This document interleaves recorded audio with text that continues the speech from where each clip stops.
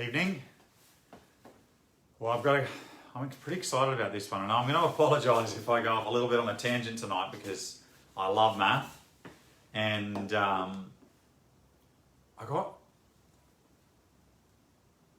was like, how do I explain this and not sound like the mad professor? So, still not quite sure how that's going to happen, but I'm going to try my best. So one of the awesome things about this 0 equals 1 is, and is best way to explain how I'm going to come at the math at this is, there's this awesome maths teacher called, I think it's Eddie Wu. He's on YouTube, and he's an Australian guy, and he just teaches maths in this phenomenal way. And he says he creates maths as a game. It's like a game with a bunch of rules, and you get to try new things, and you never know what you could discover. So I'm going to have a crack at the same thing. So essentially, the great thing about 0 to 1 is there's all these really cool things, which is that if 0 equals 1, 1 equals 0, which might not seem like a great, phenomenal thing, but one of the really cool things is that if between these two numbers, between the 0 and the 1, is essentially a whole 1. And one of the really cool things about that is that between 0 and 1, there's what they call a countable infinity, which completely changes the game. And what that means is that it's actually countable in some finite time. Now, it might take, for forever, but there's an opportunity to count it. And an uncountable infinity is literally from 0 to infinity. It just keeps going forever, and we could wait till the heat death of the universe, which is some physics term, and we still wouldn't be finished. So the phenomenal thing is that between 0 and 1 is a countable infinity. Now that might not seem particularly great on the surface, but we have this really cool thing called an imagination. And I don't know about you, but my parents, specifically my mum, regularly told me, and whenever I watch movies, I had this real experience that I could do anything. I never quite got what that looked like. I had the experience of it, but I never quite got what that looked like until I discovered the difference between what's real and an imagination. And an imagination is anything's possible. In other words, infinity, anything whatsoever. 0 and 1 helps us define two ends of something. So they're opposing. So this is a digital signal, 0 or 1. It means that if you're nothing, you could be everything, and if you're everything, you can only go back towards nothing.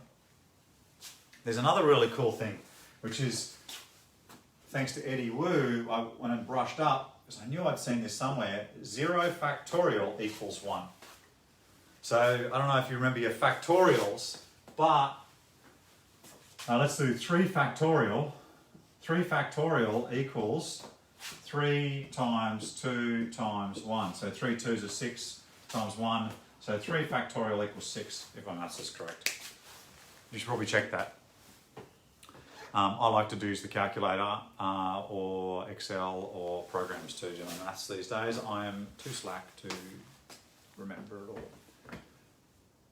So there's this whole world. Now, the cool thing about 0 factorial is that it doesn't seem intuitive to start off with, equaling 1.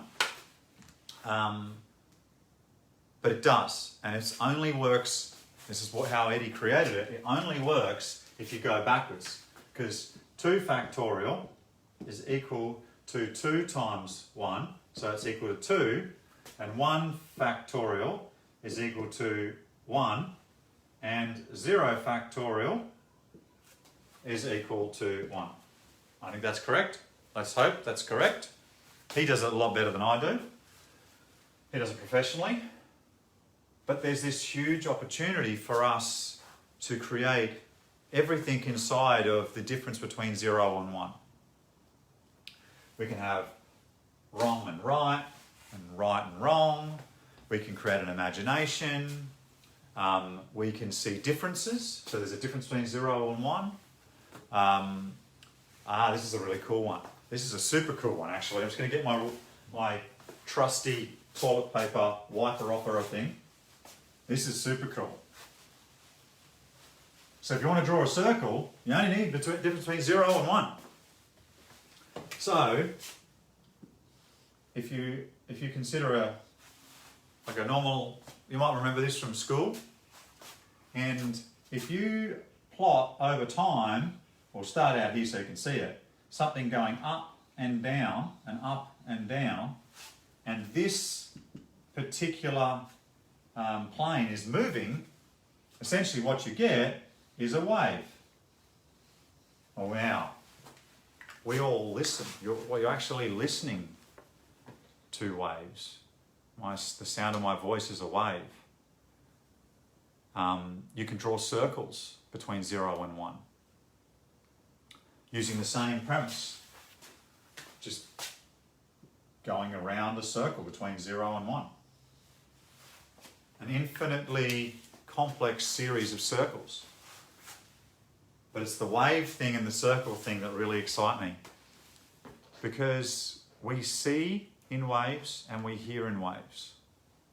And inside of 0 to 1, there's an infinite number of opportunities. It fits within the digital realm. I mean, it's analog, it's not perfectly digital. But it gives us, in my view, it gives us a very good basis for where to start. It also, the 0 to 1, you'll have to listen to back a few videos. The 0 to 1 gives us a bit of a hint on how we might process and store information. So the 0 equals 1 wasn't a dead end for me. It was more of a massive opportunity, a massive opening. And where I came at that was how we store information and how all information seems to be linked. So I'm going to come back in a few minutes, once I've cleaned the board off, and talk more about that. And I'll continue to develop this and get a little bit clearer on what this potentially means, and expand on it. I might even throw some links to some of the stuff here in the comments section of this one, so you can actually do a little bit further and check my work, things like that, and see what else you might be able to discover about this 0 equals 1, 0 to 1, digital signals.